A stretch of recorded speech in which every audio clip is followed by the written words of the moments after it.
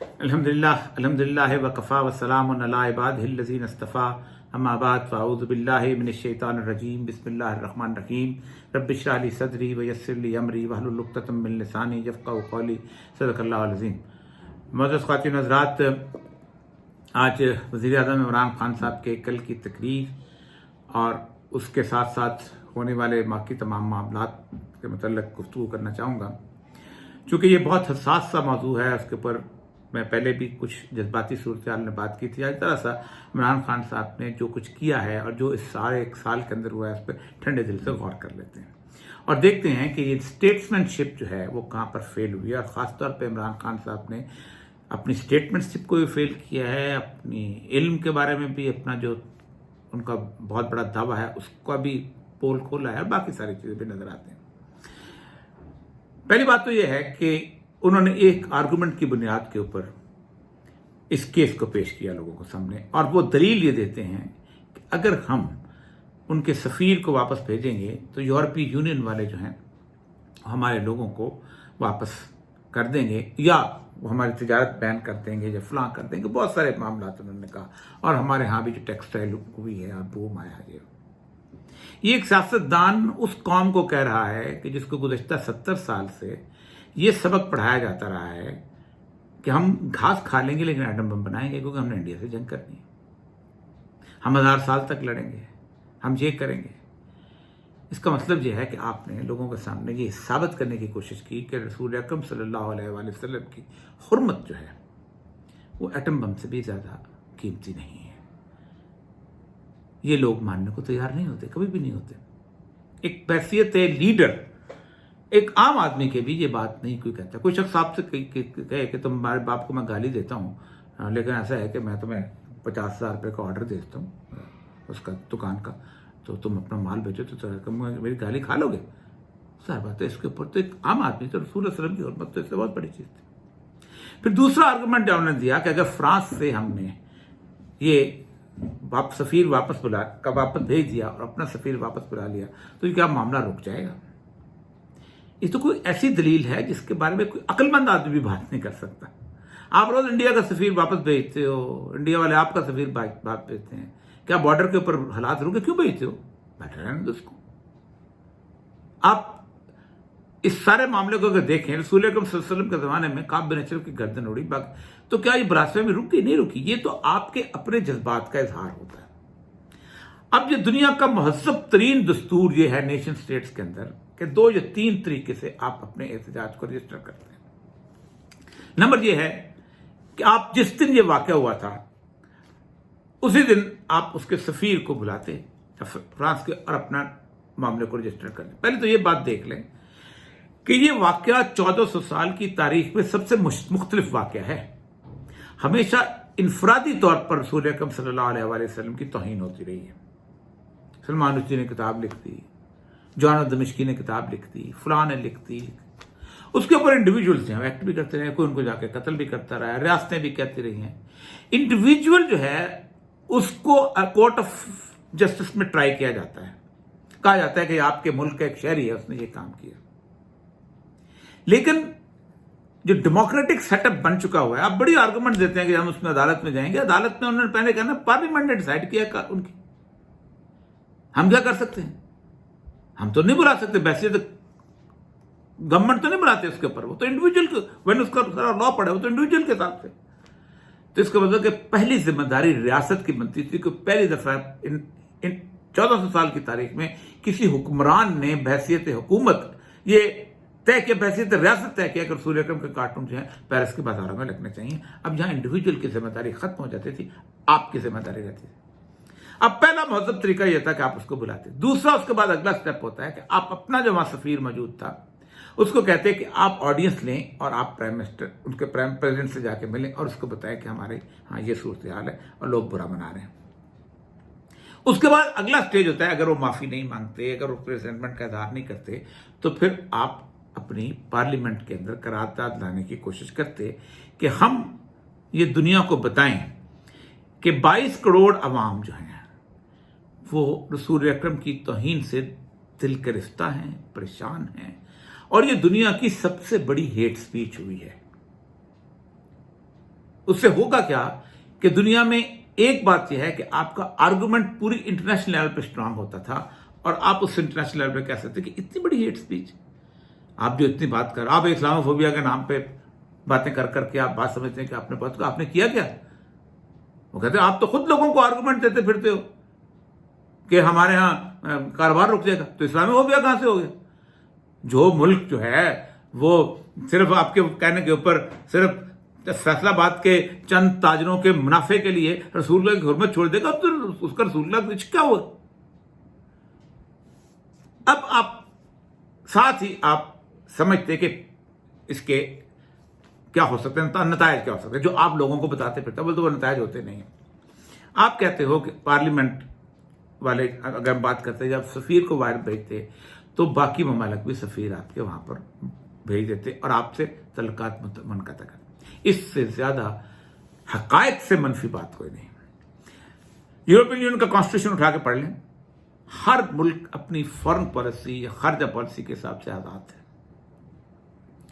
कोई किसी पे पाबंदी नहीं कि वो किस तरह के हालात से, किस किस्म की सूरत हाल से अपने ताल्लुकात रखे। ईरान पे सैंक्शन लगी हुई थी, जर्मनी सारी जिंदगी कारोबार करता रहा उनसे। यूरोप के बेशुमार मुल्क जो हैं वो अपना तेल खरीदते रहे, नेटो के हम उसके थे रुकन। हम अमेरिका से तो कम ताकतवर है ना, कमजोर हैं। अमेरिका ने अभी रूस का सफीर वापस भेजा है, सफारत खाने से लोग वापस भेजे और कहा है कि हमारे साथ उसने ज्यादती की। नेटो जिसको पाला अमेरिका ने, सेकेंड वर्ल्ड वॉर के बाद अमेरिका ने मार्शल प्लान के साथ इनको उनकी मैशियतों को खड़ा किया, किस किस मुल्क ने सफीर वापस भेजी है? अमेरिका जैसा ताकतवर मुल्क सफीर वापस भेजा, पाकिस्तान के मुल्क सफीर जो वापस बनाएंगे वो लोग। तो एक बात तो यह है कि यह होना नहीं था, लेकिन अगर होना था तो 29 ममालिक हैं। फॉरेन ऑफिस में आपने कितने मुल्क अपने फॉरेन ऑफिस के लोगों को कहा कि आप जो डेस्क के लोग हैं, जो यूरोप डेस्क का डायरेक्टर जनरल है या उसके तो मुख्तलिफ मुल्कों के डायरेक्टर, वो जाके हमारे सफीरों को मिलें और बताएं कि हमारे यहाँ ये एक आतिश फशा फटने वाला है। आप बताएं अगर हम फ्रांस को जो भेजते हैं तो आप सॉलिडारिटी में किसके साथ होंगे और क्या आप हेट स्पीच के हिसाब से हमारा साथ देंगे, क्योंकि हेट स्पीच हुई।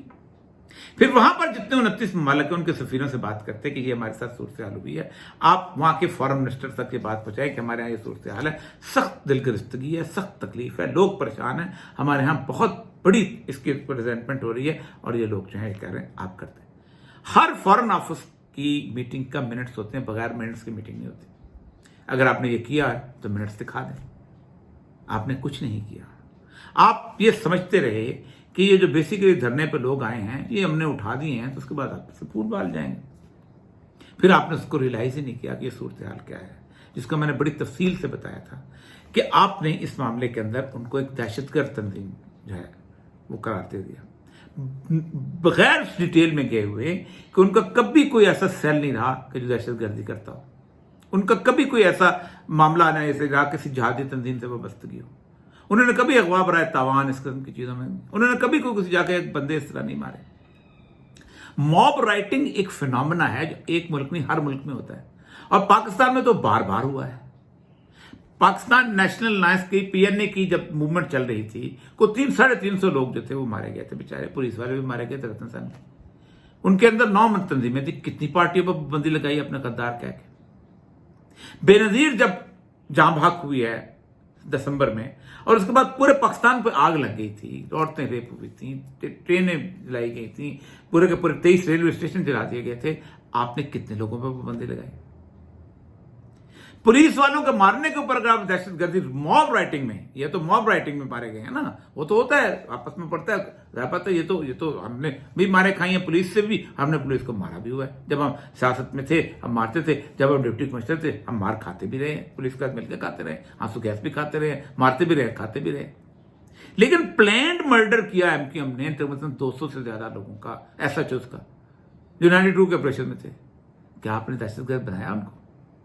और फिर सबसे बड़ी बात यह है कि ये जो तंजीम है, ये तंजीम एक इलेक्टेड रिप्रेजेंटेटिव थी।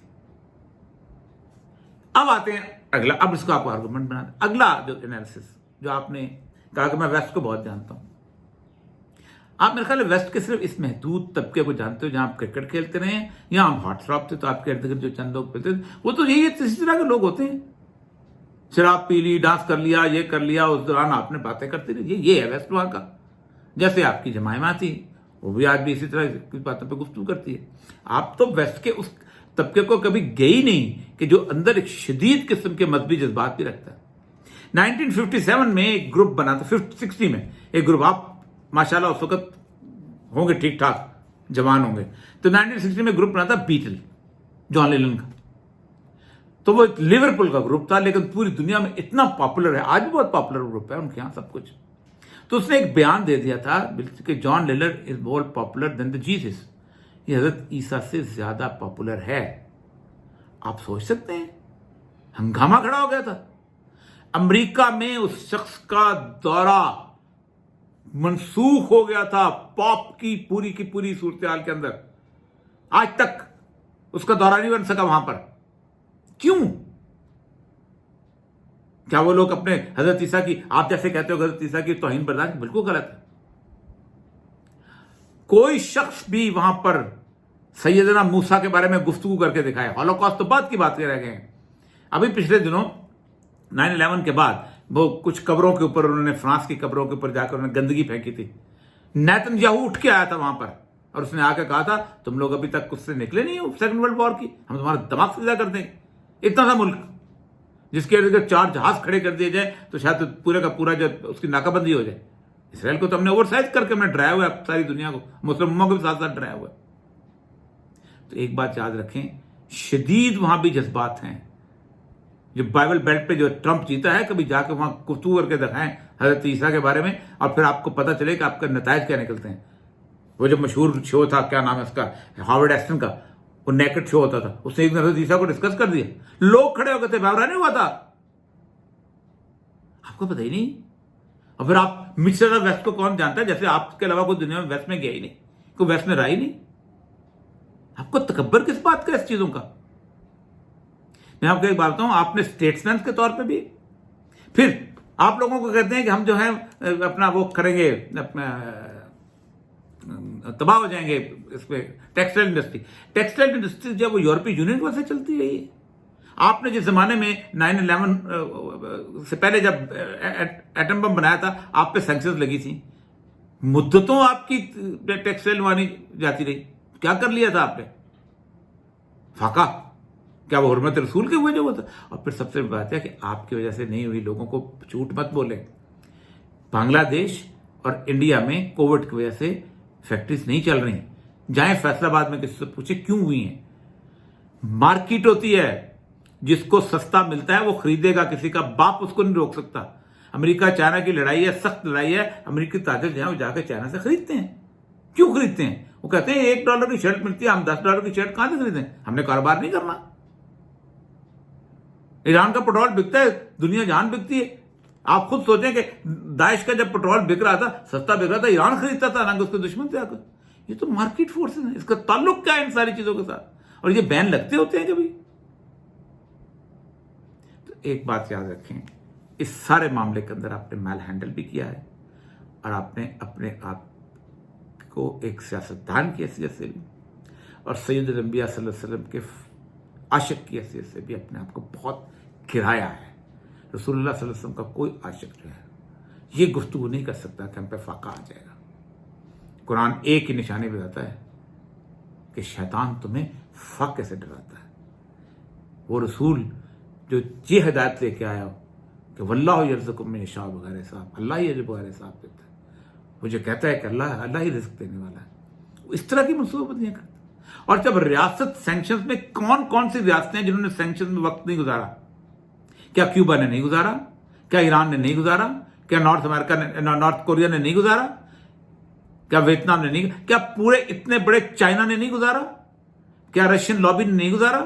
جنہوں نے کمیونزم کی بنیاد پہ وقت گزارا ہو اور 70-75 سال گزارے ہوں اور وہ مر نہیں گئے تھے. عمران خان صاحب، پاکستانی قوم بھی نہیں مر جاتی. ایک بات یاد رکھیں، آج بھی میں پھر بتا رہا ہوں، اب اسمبلی میں ڈیلے مت کیجیے گا، بہانے مت بنائیے گا، اس لیے کہ اس موومنٹ کو آپ پہچانتے نہیں ہیں. خادم رضوی کے پیچھے علماء نہیں ہیں. خادم رضوی کی پارٹی کے کوئی مدرسے نہیں ہیں. खादिम रिजवी के पीछे वो लोग हैं जो कहते हैं कि हमारे हाथ में कोई मता नहीं है, हमारे अमाल नहीं है, हम किसी काबिल नहीं हैं, हमसे हुर्मत रसूल का कोई काम ले ले, हम इस दुनिया से रसूलुल्लाह की हुर्मत की हिफाजत करते हुए चले जाए तो शायद शफात मिल जाए। ये वो गाजी इल्मदीन का विरसा है जिसका जनाजा जो है वो अल्लामा इकबाल लेके आए थे पढ़ाने के लिए, और जिसका मुकदमा कायद आज़म ने लड़ा था, जिस पे खड़े होकर इकबाल ने कहा था सारी ज़िंदगी हम ये बातें करते रहे, सारी ज़िंदगी कुरान पढ़ते पढ़ाते रहे और तरखानों का मुंडा बाजी ले गया। यहाँ हर लोग बंदा जो है वो तरखानों का मुंडा बनने के चक्कर में डरें इस बात से और अल्लाह से माफ़ी मांगे। आखिर दावाना अल्हम्दुलिल्लाह रब्बिल आलमीन।